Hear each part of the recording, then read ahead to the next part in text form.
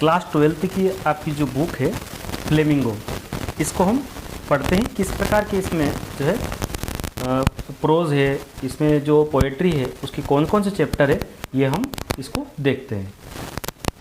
इसमें जो आपका प्रोज में ये वाले सभी चैप्टर है इसमें आपके, और ये जो आपके पोएट्री में है यहाँ पर, ठीक है।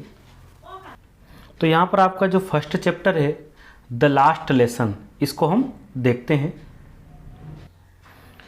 द लास्ट लेसन ये आपका फर्स्ट चैप्टर है।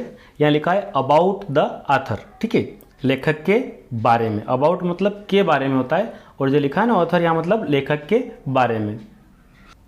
यहाँ लिखा है Alphonse Daudet 1840 to 1897 was a French novelist and short story writer.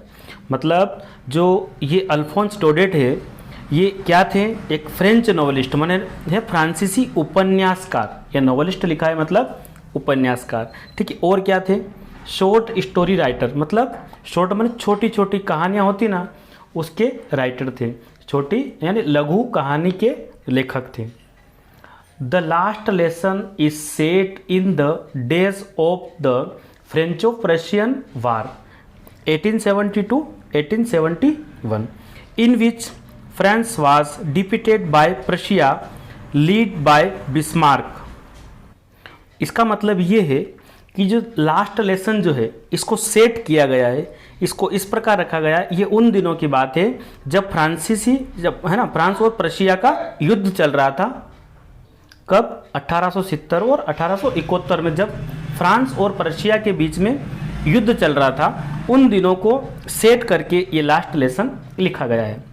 In which French was defeated, defeated का मतलब हारना, ठीक है, हरा दिया। किसको हरा दिया, है ना, प्रशिया लीड बाय बिस्मार्क। ये जो बिस्मार्क है इसके नेतृत्व में, है ना, ये लीडर था, इसके नेतृत्व में जो है किसने, प्रशिया ने किसको हरा दिया, फ्रांस को हरा दिया था।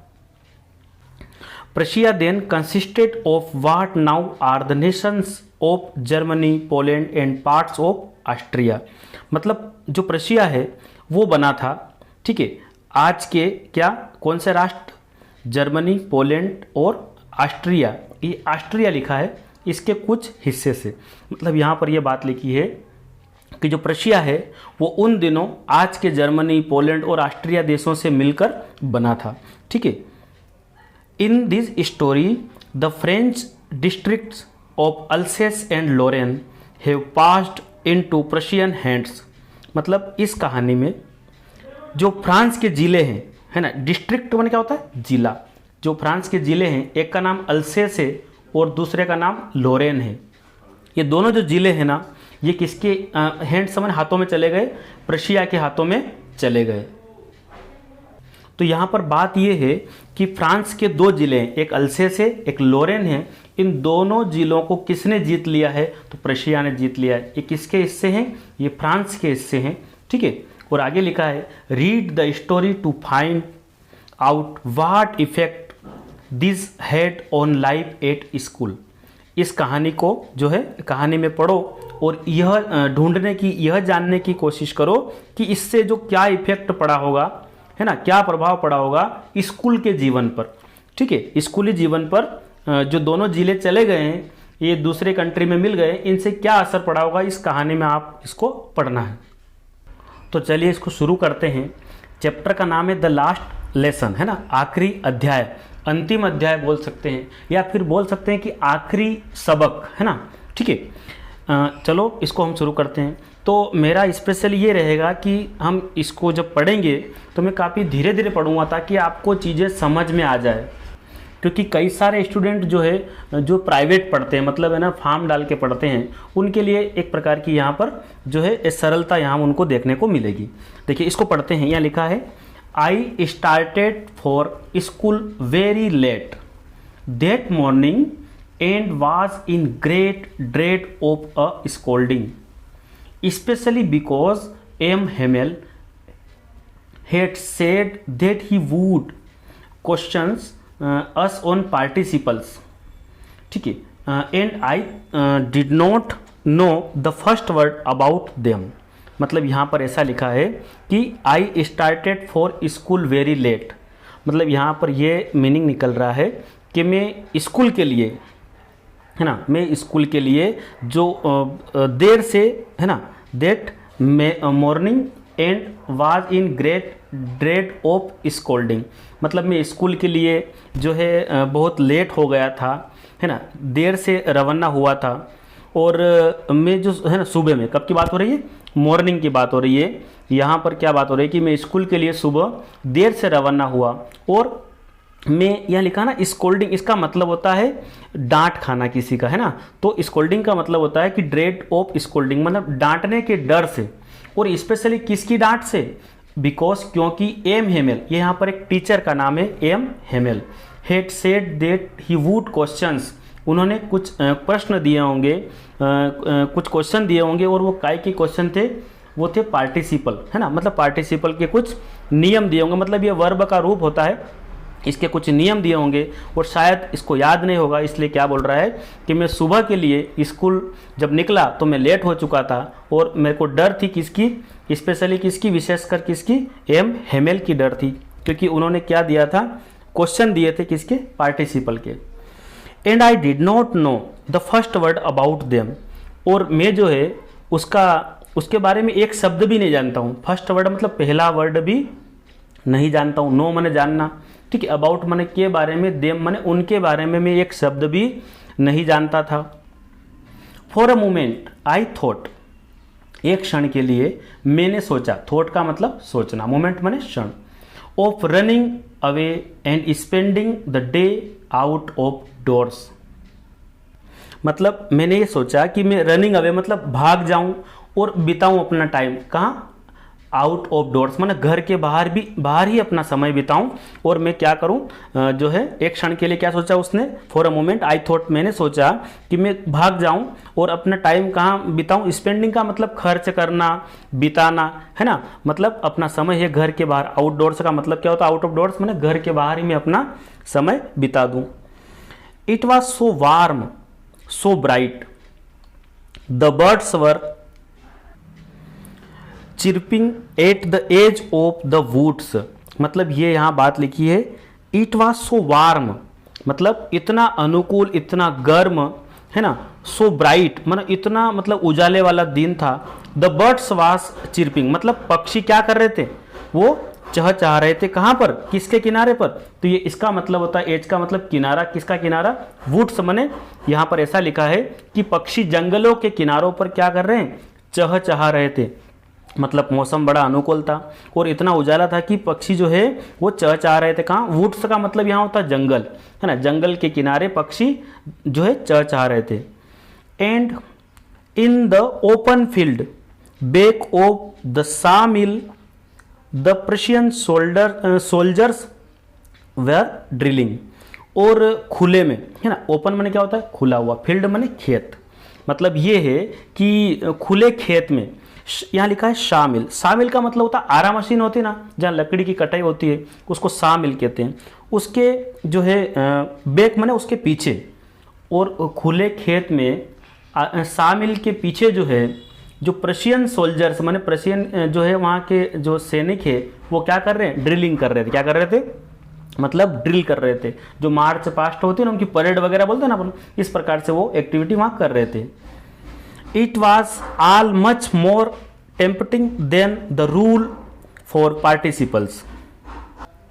मतलब ये सारी चीजें जो all much more tempting, ये सभी चीजें मुझे उकसाने वाली थी, किसकी अपेक्षा, जो मुझे नियम दिया था याद करने के लिए पार्टिसिपल का, उस पार्टिसिपल के नियम के बजाय मुझे ये सभी चीजें क्या कर रही थी, उकसा रही थी, ठीक है।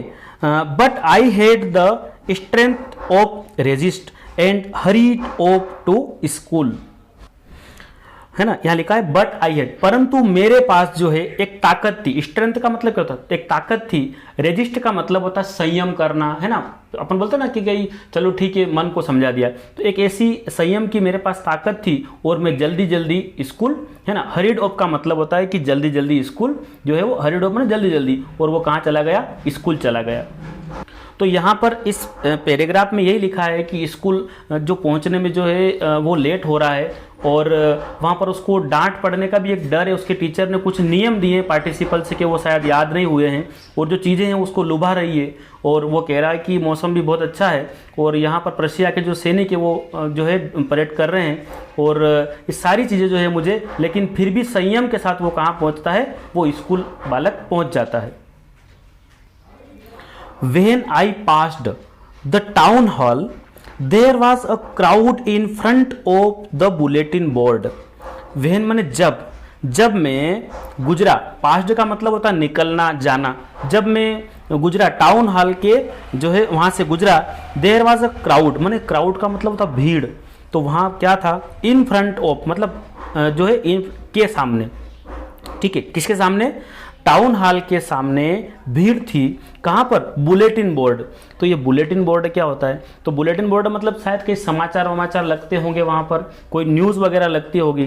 तो वो कह रहा है कि जब मैं टाउन हॉल के सामने से निकला तो वहाँ पर मैंने भीड़ देखी। काय की भीड़ थी वो, भीड़ किसके सामने थी, बुलेटिन बोर्ड के सामने, जो है इन फ्रंट ऑफ का मतलब के सामने, एक बुलेटिन बोर्ड के सामने मैंने भीड़ को देखा।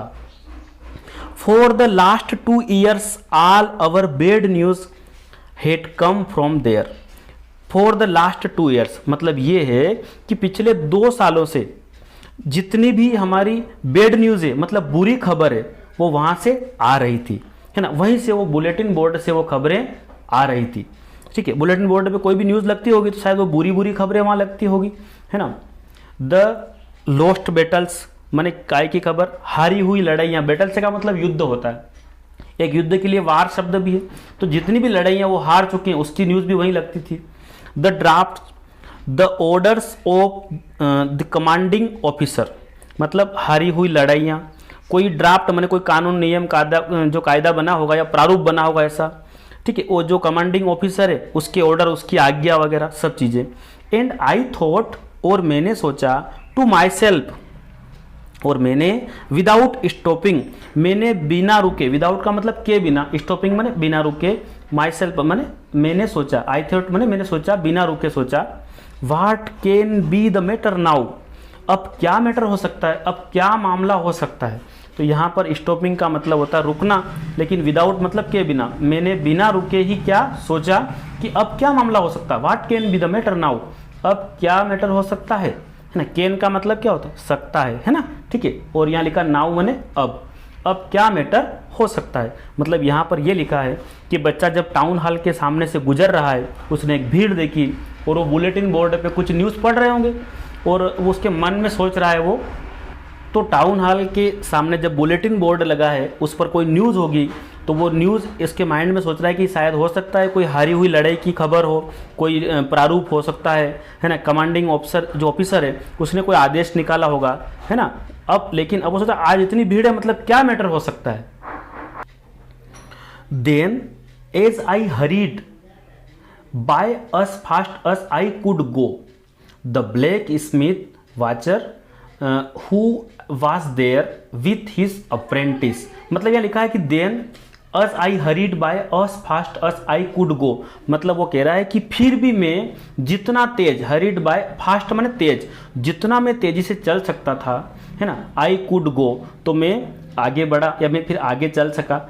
द ब्लैक स्मिथ, वहाँ पर क्या था, तो जितना वो तेजी से आगे बढ़ सकता, इतनी तेजी से आगे बढ़ा तो वहाँ पर उसको एक ब्लैक स्मिथ मिला। ब्लैक स्मिथ मतलब जो लोहे वगैरह का काम करते हैं ना, उनको हम बोलते हैं ब्लैक स्मिथ, मतलब लोहार, और उसका नाम था वाचर। वो क्या कर रहा है, हु वाज देयर, वो भी वहाँ था, जो वहाँ पर था। बुलेटिन बोर्ड के सामने कौन है, एक ब्लैक स्मिथ है, विथ हिज अप्रेंटिस, वो अपने जो हेल्पर होते हैं ना उसके साथ में काम करने वाला। अप्रेंटिस का मतलब होता है कि अभी जो काम सीख रहा है ना, उसको बोलते हैं अप्रेंटिस। वो अपने अप्रेंटिस के साथ में वहाँ पर था, रीडिंग द बुलेटिन, और वो क्या कर रहा था, बुलेटिन को पढ़ रहा था, ठीक है। Called after me don't go so fast बब, तो वो बुलेटिन बोर्ड पर जो है ब्लैक स्मिथ जो है वो, ये वाचर नाम है उसका, ये बुलेटिन पढ़ रहा है, उसके साथ उसका हेल्पर भी है, काम करने वाला व्यक्ति भी है, और उसने क्या कहा, कॉल्ड आफ्टर मी, उसने मुझे बुलाया, और क्या कहा, डोंट गो सो फास्ट, मतलब इतनी तेजी से मत जाओ, है ना। बब माने बच्चे, बच्चे इतने तेजी से मत जाओ। You will get to your school in plenty of time, मतलब यहाँ पर यह है कि तुम अपने स्कूल काफ़ी समय से पहले पहुँच जाओगे। तो यहाँ पर क्या हो रहा है कि बच्चा ऑलरेडी स्कूल के लिए पहले से लेट है, और जो ब्लैक स्मिथ है उसको क्या बोल रहा है कि बेटा तुम ज़्यादा तेज मत चलो, नहीं तो स्कूल जल्दी पहुँच जाओगे। I thought he was making fun of me, मतलब मैंने सोचा कि he was making fun of me, शायद वह मेरा मजाक उड़ा रहा है। फन का मतलब क्या होता है, मजाक, है ना। तो वो बोल रहा है कि शायद वह मेरा मजाक उड़ा रहा है। And reached M Hamel's little garden all out of breath, तो यहाँ पर ऐसा लिखा है कि शायद वो मेरा मजाक उड़ा रहा है, और मैं पहुँच गया कहाँ पर, एम हेमेल जो टीचर हैं उनके लिटिल गार्डन, उनके छोटे से बगीचे के पास। All out of breath, breath का मतलब सांस होता है, मतलब वो सांस उसकी पूरी आउट ऑफ थी, मतलब हाँफते हुए, है ना। ज़्यादा तेज़ी से अपन कोई दौड़ लगाते हैं जैसे हाँफ जाते हैं ना, इस प्रकार से यहाँ आउट ऑफ ब्रेथ का मतलब है कि वह एम हेमेल के छोटे से बगीचे के पास हाँफते हुए पहुँच गया। ठीक है, मतलब स्कूल के पास पहुँच गया है, वहाँ उसके टीचर का एक छोटा सा लिटिल गार्डन है। तो यहाँ लिखा है यूजली, है ना। यूजली का मतलब क्या होता है, यूजली मतलब आमतौर पर, सामान्यतः। व्हेन स्कूल बिगेन, है ना, जब स्कूल शुरू होता।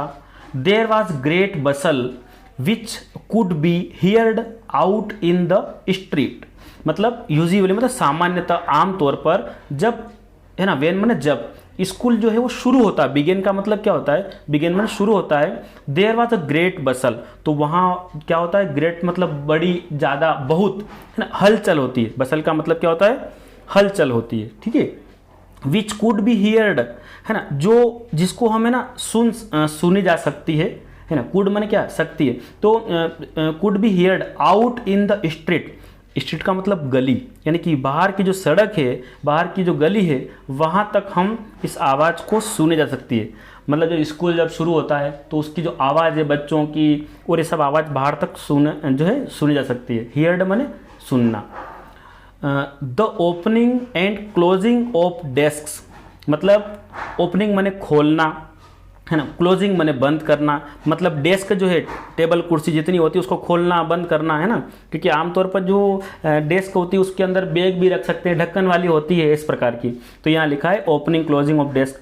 लेसन्स रिपीटेड इन यूनिसन, तो यहाँ पर लिखा है कि रिपीटेड माने दोहराना, लेकिन कैसे, एक साथ जब हम कोई चीज़ दोहराते उसको यूनिसन बोलते हैं, मतलब एक साथ एक स्वर में, मतलब एक राग में हम कोई चीज़ को बोलते हैं। तो जब पार्ट को हम एक साथ रिपीट करते हैं, ये भी आवाज़ बाहर तक जाती है। वेरी लाउड, है ना, with our hands over our ears to understand better, तो यहाँ पर ये बात लिखी है। तो ये आवाज़ बहुत तेज़ होती है, और इसको समझना हो, अंडरस्टैंड करना हो, तो बेटर तरीका क्या है कि जो हमारे कान हैं, जो हमारे ईयर्स लिखा ना यहाँ पर, तो अच्छी तरह से समझने के लिए हमारे जो दोनों कान हैं ना, इन कानों पर क्या रख दें, हाथों को रख दें। हैंड्स ओवर आवर ईयर्स माने अपने जो कान हैं, इन दोनों कान को हम हाथ से अगर दबा दें या इनको बंद कर दें, तो इस आवाज़ को हम अच्छे से अंडरस्टैंड यानी कि समझ सकते हैं। And the teachers great ruler rapping on the table, तो यहाँ पर लिखा है, और शिक्षक का एक जो बड़ा रूलर होता है, मतलब एक डंडा होता है ना टीचर के हाथ में, उसकी बात हो रही है। ग्रेट रूलर, एक बड़ा डंडा जो है उसको रेपिंग ऑन द टेबल, वो टेबल पर पटकते हैं, मतलब टेबल को बजाते हैं कि बेटा शांत हो जाओ, है ना, चुप रह जाओ, इस प्रकार से। तो यहाँ रेपिंग वर्ड का मतलब उस डंडे को टेबल पर पटकना, ठीक है, ऑन द टेबल।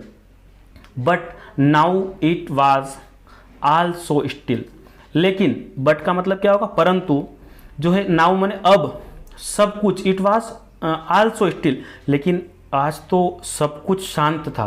स्टिल का मतलब होता है बिल्कुल चुपचाप, शांत या स्थिर था। आज सब कुछ चीज़ें रुकी हुई थी, ये कुछ भी नहीं हो रहा है, ना स्कूल खुलने का, ना बच्चे के बोलने की आवाज़ आ रही है, ना पार्ट जो है रिपीट हो रहा है उसका कोई भी साउंड यहाँ से नहीं निकल रहा, ना टीचर का डंडा उसकी आवाज़ भी नहीं आ रही।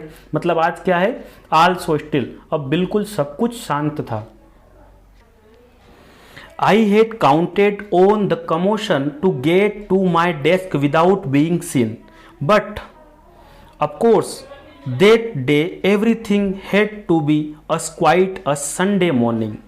मतलब यहाँ पर ये है यहाँ पर लिखा है to my desk without being seen, मतलब मैंने अपनी डेस्क पर बिना किसी को दिखाई दिए, सीन का मतलब क्या होता है देखना, सी है ना, सी सा सीन, तो बिना किसी को दिखाई दिए जाने वाले उस कमोशन को मैंने याद किया, उस हंगामे को मैंने याद किया, है ना। फिर लिखा है बट, परंतु उस दिन जो है that day everything had to be as quiet a Sunday morning, लेकिन उस दिन तो सब कुछ रविवार के दिन वाला लग रहा था। जैसे संडे को क्या होता है, संडे को स्कूल नहीं लगता ऐसा, तो उस दिन जो है सब कुछ रविवार के दिन के समान बिल्कुल शांत था, बिल्कुल क्वाइट था।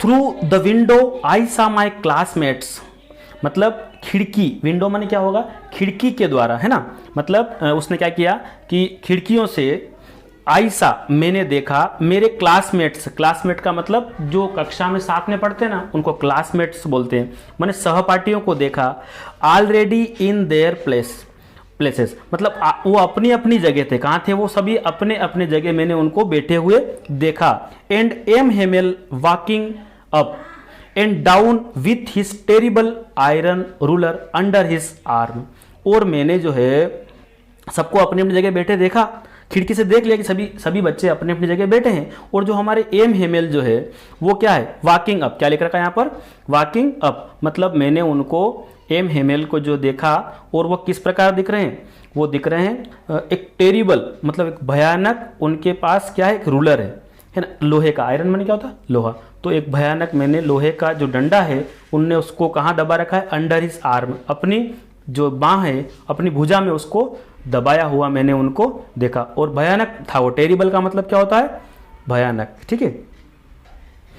आई had to open the door and go in before everybody, मतलब यहां पर ऐसा लिखा है कि मुझे दरवाजा खोलकर सबसे पहले अंदर जाना था, है ना। I had to open the door, मुझे जो है दरवाजा खोलकर, गो इन बिफोर एवरीबडी, मतलब सबसे पहले, एवरीबडी मतलब हर किसी से, बिफोर मैंने पहले होता है, पहले मुझे दरवाजा खोलकर अंदर जाना था। फिर लिखा है you can imagine how I blushed and how frightened I was, तो यहां पर लिखा यू कैन इमेजिन, आप कल्पना कर सकते हैं कि मैं जो है, यहां लिखा है ब्लश्ड एंड हाउ फ्राइटेंड, मतलब मैं कितना डरा हुआ था, फ्राइटेंड का मतलब होता है डरा हुआ, है ना, और ब्लश्ड का मतलब शर्मिंदा, मैं कितना शर्मिंदा और कितना डरा हुआ था। बट नथिंग हैपेंड, लेकिन कुछ नहीं हुआ। M Hamel saw me and said very kindly go to your place quickly little friends, मतलब ये सभी डर था कि मैं अंदर कैसे जाऊंगा, कहाँ बैठूंगा, सभी पहले से ऑलरेडी क्लास में लग चुकी थी और वो बच्चा लेट था, लेकिन यहाँ लिखा कि बट नथिंग हैपेंड, लेकिन कुछ नहीं हुआ, हैपेंड का मतलब क्या होता है, होना, लेकिन कुछ नहीं हुआ। एम हेमेल जो है उनने मुझे देखा, सा माने देखना, उनने मुझे देखा और कहा, सेड माने कहा, वेरी काइंडली बड़ी दयालुता से कहा कि go to your place quickly, quickly माने जल्दी से अपनी जगह पर जाओ, जल्दी से अपनी जगह पर, तुम्हारी जगह, यूर प्लेस माने तुम्हारी जगह चले जाओ। लिटिल फ्रेंड्स, नन्हे फ्रेंड्स, ठीक है, छोटे बच्चे के लिए क्या वर्ड प्रयोग किया उनने, little friends. We were beginning without you, हम जो है, बिगनिंग का मतलब शुरुआत करने वाले, ठीक है, विदाउट यू, तुम्हारे बिना ही हम इस चीज को, आज के जो है क्लास को शुरू करने वाले थे, we were beginning without you, ठीक है, हम जो है, वर का मतलब क्या होता थे, बिगनिंग माने शुरुआत करना, विदाउट माने के बिना, यू तुम्हारे बिना ही हम शुरुआत करने वाले थे। आई jumped over the bench and set down at my desk, मतलब यहाँ पर यह लिखा है कि मैं, आई जम्प्ड, जम्प्ड मैंने कूदा, मैं काय पे कूदा, यहाँ बेंच लिखा है, मैं बेंच पर कूदा, और सेट डाउन, और मैं बैठ गया, एट माई डेस्क, और मेरी डेस्क पर मैं बैठ गया, मतलब बेंच पर कूदने के बाद वो बच्चा डेस्क पर बैठ गया। Not till then when I had got a little over my fright, है ना, और यहाँ लिखा है लिटिल फ्राइट, मतलब ये है कि मैंने अपने छोटे से डर पर उस पर और हो गया, मतलब मैं डर से थोड़ा सा काबू प्राप्त कर लिया, मतलब मैं, अब सर ने बड़े दयालुता से बोला कि भाई बैठ जाइए अपने टेबल पर, तो इस प्रकार वो उसको थोड़ा डर कम हुआ। Did I see that our teacher had on his beautiful green coat, यहाँ लिखा है कि मैंने देखा, है ना, यहाँ लिखा है डिड आई सी मैंने देखा कि जो हमारे टीचर है, अवर टीचर है, जो हमारे टीचर है वो क्या है, had on his beautiful green coat, उनने एक सुंदर और ग्रीन माने हरा हरा कोट वो जो है उनने पहन रखा है। His frilled shirt and the little black silk cap. तो यहां पर है हिज फ्रिल्ड माने उनकी जो झालर वाली है ना, फ्रिल्ड का मतलब होता है झालरदार शर्ट है ना, झालरदार शर्ट और कौन सी छोटी ब्लैक सिल्क की टोपी। ठीक है, कैप माने क्या होगा, टोपी। All embroidered that he never wore except on inspection and prize days. मतलब यहां पर यह लिखा है, तो मतलब ये जितनी चीजें हैं वो कब पहनते थे, वो या तो कभी कोई इंस्पेक्शन करना हो, कोई निरीक्षण करना हो, या फिर कोई प्राइस डेज यानी कोई इनाम बांटने वाला दिन हो, कोई उत्सव हो, उस दिन वो पहनते थे। ठीक है, मतलब ये जो चीज़ें हैं वो केवल कब पहनते थे, इंस्पेक्शन वाले दिन या फिर इनाम बांटने वाले दिनों में पहनते थे, है ना, इसके सिवाय, है ना। ठीक है, इसके सिवाय जो है वो besides the whole school seemed so strange and solemn. मतलब ये है कि इसके अलावा पूरा स्कूल, होल स्कूल मतलब पूरा विद्यालय कैसे कैसे दिखाई दे रहा था, स्ट्रेंज अजीब और गंभीर दिखाई दे रहा था। ठीक है, यहाँ सोलेम का मतलब क्या है, एक प्रकार का गंभीर दिखाई दे रहा था। But the thing that surprised me most was to see on the back benches that were always empty. और जो एक चीज़ और है, परंतु यहाँ पर जो चीज़ है मुझे सरप्राइज करने वाली है वो क्या है, मोस्ट वाज टू सी, जिसको मैंने देखा ऑन द बैक बेंचेस, जो पीछे की जो बेंच है ना, जो पीछे की जो बेंच है वो क्या है, देट वर ऑलवेज एम्प्टी, मतलब वो हमेशा क्या रहती है, खाली रहती है। ऑलवेज माने क्या होता है, हमेशा, वो हमेशा एम्प्टी माने खाली रहती थी।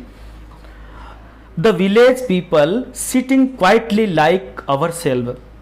तो उन पर क्या हो रहा है, उन जो पीछे खाली टेबल जो बेंच पड़ी है उन पर कौन बैठा है, गांव के लोग बैठे हैं। किस प्रकार बैठे हैं, क्वाइटली लाइक अवर सेल्व, मतलब हमारे समान, हमारी तरह। अवर सेल्व मैंने हमारी तरह कैसे बैठे हैं, वो चुपचाप बैठे हैं, है ना, बिल्कुल क्वाइटली मैंने शांति से बैठे हैं। Old Houser with his 3 cornered head, एक जो है बूढ़ा हाउजर बैठा है वहां पर, एक वृद्ध हाउजर है, और उसने क्या पहन रखा है, विथ हिज 3 कॉर्नर, मतलब 3 कोने वाली, तिकोनी हेड माने टोपी, यहाँ पर उसने 3 कोने वाली हेड के साथ वो बैठा है। द फॉर्मर मेयर, है ना, द फॉर्मर पोस्ट मास्टर, मतलब फॉर्मर मेयर का मतलब भूतपूर्व जो मेयर है वो बैठा है ना। नगर निगम, नगर पालिका में क्या होता है, हेड वहाँ का मेयर होता है, इस प्रकार से। तो फॉर्मर मेयर मतलब भूतपूर्व मेयर बैठा है, और फॉर्मर पोस्ट मास्टर मतलब पहले वाला पोस्ट मास्टर बैठा है। And several other besides everybody, मतलब यहाँ पढ़ते हैं एंड सेवरल अदर बिसाइड, और सेवरल माने कई। ठीक है, कई लोग जो है, अन्य कई लोग वहां पर थे। एवरीबडी लुक्ड सेड, हर कोई कैसा लग रहा था, एवरीबडी माने हर कोई कैसा दिखाई दे रहा था, उदास। सेड का मतलब क्या होता है, उदास होता है।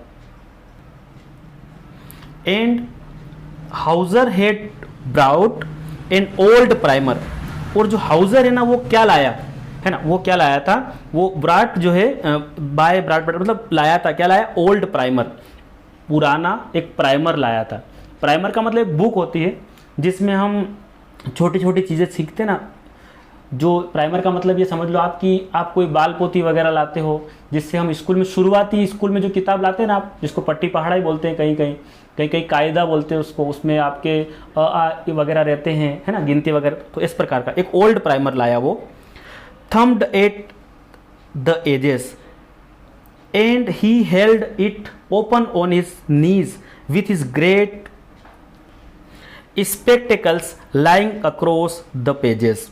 मतलब ये है कि वो एक ओल्ड प्राइमर लाया है, और जो प्राइमर जो है, जो किताब है ना, एक बुक लाया था, और उसके जो किनारे जो हैं एजेस माने जो उसके किनारे हैं वो किस प्रकार से, वो अपने जो है अंगूठे से, थंब्ड माने अंगूठे से उसने दबा रखे थे उन किनारों को, ठीक है। और वो उसको कहाँ रख रखा है उसने अपने घुटनों पर, अपने जो है यहाँ लिखा है नीज माने अपने घुटनों पर उसको रख रखा है, टिकाए रखा है। और यहाँ स्पेक्टेकल्स का मतलब जो चश्मा होता ना, है ना, और जो चश्मा है उसके पृष्ठों के बीच में उसने, उस पेज के बीच में उसमें चश्मा उसने अपना रख दिया है। मतलब वो ओल्ड हाउजर एक जो किताब लेकर बैठा है और उसके कोने जो है उसने अंगूठे से दबा रखे हैं और बीच में उसने अपना चश्मा वहाँ पर पड़ा है। अभी यहाँ क्या हो रहा है कि बच्चा क्लास के अंदर आ गया है और वो क्लास का दृश्य देख रहा है कि आज जो क्लास में जो पीछे सीटें खाली रहती है वो तो आज भरी हुई लग रही, उसमें गांव के लोग बैठे हैं, है ना, पुराने पोस्ट मास्टर बैठे हैं, है ना, एक हाउसर बैठा है और कई सारे लोग जो इस गांव से संबंध रखते हैं, इस शहर से संबंध रखते हैं, वो सभी लोग वहाँ पर बैठे हुए हैं। While I was wondering about it all, M. Hamel mounted his chair and in the same grave and gentle tone which he had used to me said, "My children, this is the last lesson I shall give you." है ना, while का मतलब होता जब मैं wandering मैंने इन सबके बारे में सोच रहा था, इन सबके संबंध में जब मैं अबाउट इट आल, सबके बारे में, आल मैंने सभी, इन सभी के बारे में सोच रहा था कि तभी एम हेमेल जो है वो अपनी चेयर से उठे, है ना, मतलब अपनी कुर्सी पर से वो उठे। और कैसे, and the same grave and gentle tone, और उनकी जो आवाज़ थी वो कोमल थी, है ना, और उन्होंने ऐसी यूज़ की which he had used to me, मेरे लिए उपयोग की, अच्छी आवाज़ में वो बोले, मतलब एक कोमल स्वर में वो बोले, सेड माई चिल्ड्रन, मेरे बच्चे, this is the last lesson I shall give you, मैं जो आज पढ़ा रहा हूँ वो एक अंतिम सबक है, मेरे बच्चे तुम्हारे लिए एक आखिरी अध्याय है, ये एक अंतिम सबक है जो मैं तुम्हें दूंगा। The order has come from Berlin to teach only German in the schools of Alsace and Lorraine। ये है, मतलब ये है कि मैं आज जो तुम्हें पढ़ाऊंगा वो आज अंतिम सबक होगा या अंतिम अध्याय होगा। तो यहाँ लिखा है कि एक ऑर्डर आया है, एक आदेश आया है बर्लिन से, है ना, और बर्लिन से क्या आदेश आया है कि आपको केवल क्या पढ़ाना है, ओनली जर्मन भाषा ही आपको पढ़ानी है। कहाँ पर, अल्सेस और लोरेन जो दो जो है जिले हैं, इनके स्कूल में अब जर्मन भाषा पढ़ाई जाएगी, ठीक है।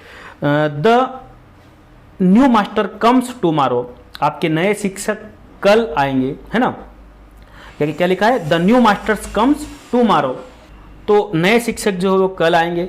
This is your last French lesson, ये तुम्हारा आखिरी फ्रांस जो फ्रेंच भाषा है उसका आखिरी लेसन होगा। मतलब पहले वहाँ पर जो है फ्रेंच पढ़ाई जाती थी, लेकिन अब जो है उन दोनों जिलों को जीत लिया है प्रशिया ने, इसलिए वहाँ कौन सी लैंग्वेज, वहाँ जर्मन लैंग्वेज अब पढ़ाई जाएगी। I want you to be very attentive, मैं चाहता हूँ कि तुम बहुत ध्यान पूर्वक सुनो। अटेंटिव मतलब बिल्कुल ध्यान से, बहुत, मैं चाहता हूँ कि तुम इस चीज़ को बहुत ध्यान से सुनो। What a thunderclap these words were to me, मतलब ये जो शब्द हैं, ये जो सर ने ऐसा बोला कि ये अंतिम सबक होगा, अंतिम अध्याय होगा आपका, तो ये जो वर्ड है ये उसके लिए कैसा था, एक थंडर क्लैप की भांति था। मतलब एक बिजली कड़कती है, एक वज्रपात होता है, मतलब इस प्रकार से एक थंडर क्लैप जैसे वर्ड उसको लगे बच्चे को, ये शब्द जो है उसके लिए एक थंडर क्लैप जैसा था। ओह, the रेचेस, that was what they had put up at the town hall।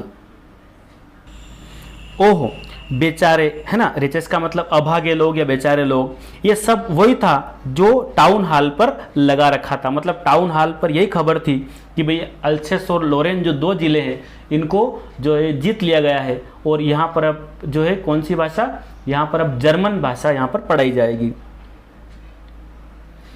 My last French lesson, मतलब यहाँ पर यह है कि जो है मेरा जो है आखिरी जो फ्रेंच भाषा है उसका लेसन है। Why I hardly knew how to write, मैं तो मुश्किल से, मतलब कठिनाई से ही जो है लिखना जानता था इस फ्रेंच भाषा को। I should never learn any more, मतलब और मुझे जो है मैं इसको जो है अब इसको कभी नहीं सीखना चाहिए। I must stop there, then oh how sorry I was for not learning my lessons, तो तो यहाँ पर ये है, मतलब ये है कि मैं तो इसको कठिनता से सीख रहा था और मैंने इसको कभी जो है याद नहीं कर सका, है ना, और अभी इसको मेरे को कभी भी लर्न नहीं करना चाहिए, ठीक है। और आई मस्ट स्टॉप, मतलब मुझे फिर रुकना चाहिए, ठीक है। Then oh how sorry I was for not learning my lessons, मतलब मैंने जो है इन चीज़ों को नहीं सीखा, इसके लिए जो है क्या बोल रहा है वो कि न सीखने के लिए कितना दुख है मुझे, ठीक है।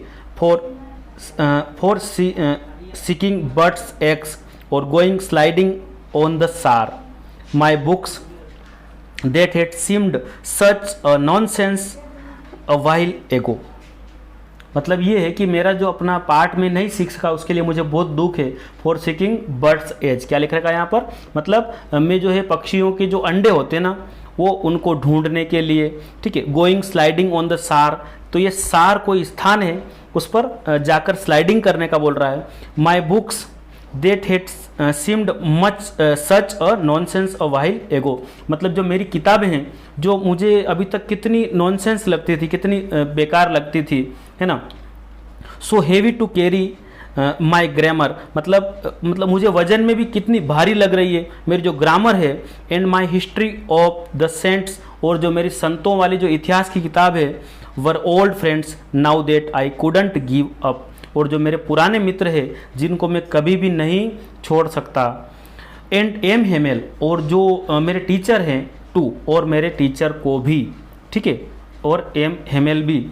The idea that he was going away, यही विचार है कि वो जा रहे हैं। I should never see him again, मैं उनको फिर कभी नहीं देख सकूंगा। Made me forget all about his ruler and how cranky he was, तो मैंने जो है उनके रूलर को क्या कर दिया, फॉरगेट कर दिया, मतलब मैंने उनके रूलर को भुला दिया है। और जो उनका जो क्रैंकी जो उनका नेचर था, मतलब एक प्रकार से हम कह सकते हैं सनकीपन, उसको भी मैंने उनको भुला दिया था। यहाँ लिखा है पुअर मैन, है ना, मतलब बेचारे, है ना, बेचारे सर या बेचारे व्यक्ति अपन बोल सकते हैं। It was in honor of his last lesson that he had put on his fine Sunday clothes, मतलब शायद ये बेचारे जो सर हैं वो आज जो अंतिम उनका जो सबक था या आखिरी पाठ था उसके ऑनर माने उसके सम्मान में उनने जो है संडे जैसे कपड़े, मतलब रविवार वाले कपड़े, उनने बढ़िया कपड़े, उनने फाइन मतलब अच्छे कपड़े उनने पहने थे। एंड नाउ आई अंडरस्टूड, और मैं भी क्या, मुझे भी समझ में आया why the old man of the village were sitting there in the back of the room, मतलब उसको समझ में आ गया था कि जो बुजुर्ग व्यक्ति, ओल्ड मैन माने बुजुर्ग व्यक्ति है गांव के, वो पीछे बैठे थे, है ना, रूम में पीछे क्यों बैठे थे। उसका कारण ये था, it was because they were sorry, क्योंकि वे जो है यहाँ पर शर्मिंदगी महसूस कर रहे थे। टू, है ना, that they had not gone to school more, क्योंकि अब वो जो है ज़्यादा दिन स्कूल नहीं गए थे। It was their way of thanking our master, इस प्रकार से ये उनका तरीका था हमारे टीचर को थैंकिंग है धन्यवाद देने का, for is 40 years of faithful service and of showing their respect for the country that was theirs no more, मतलब जो व्यक्ति पीछे बैठे थे और इसलिए बैठे थे उसका कारण ये है कि वो अपने टीचर को क्या दे रहे थे, धन्यवाद देना चाहते थे। मतलब एक तरीका था अपने मास्टर को, क्योंकि उसने कितने 40 year 40 साल तक एक सेवा दी है, फेथफुल सर्विस दी है, मतलब श्रद्धापूर्ण सर्विस उसने दी है, और उसके प्रति सम्मान दिखाने के लिए उसके रिस्पेक्ट में, या फिर उस देश के प्रति जो देश अब उनका नहीं रहा था उनके प्रति आदर देने के लिए वो सभी लोग उन सर के स्कूल में सभी लोग आए थे वहाँ पर। तो शायद वीडियो काफ़ी लंबा होने वाला है, इसलिए मैं इसका एक और पार्ट बनाऊंगा ताकि आपका जो अधूरा चैप्टर है इसको मैं पूरा करूँगा। मैं उम्मीद करता हूँ ये आपको समझ में आया होगा। यदि आपको अच्छा लगे तो इसको लाइक करना और अपने फ्रेंड लोगों में शेयर करना, और अपन इस चीज़ को बहुत धीरे धीरे इसको कवर कर लेंगे, कोई दिक्कत नहीं है, क्योंकि ये लगभग 40 मिनट का वीडियो होने वाला है और इसका एक पार्ट और बाकी है। आप पूरा प्रयास कीजिए, मन लगाकर, आप ज़रूर सफल हो जाएंगे। Okay, thank you.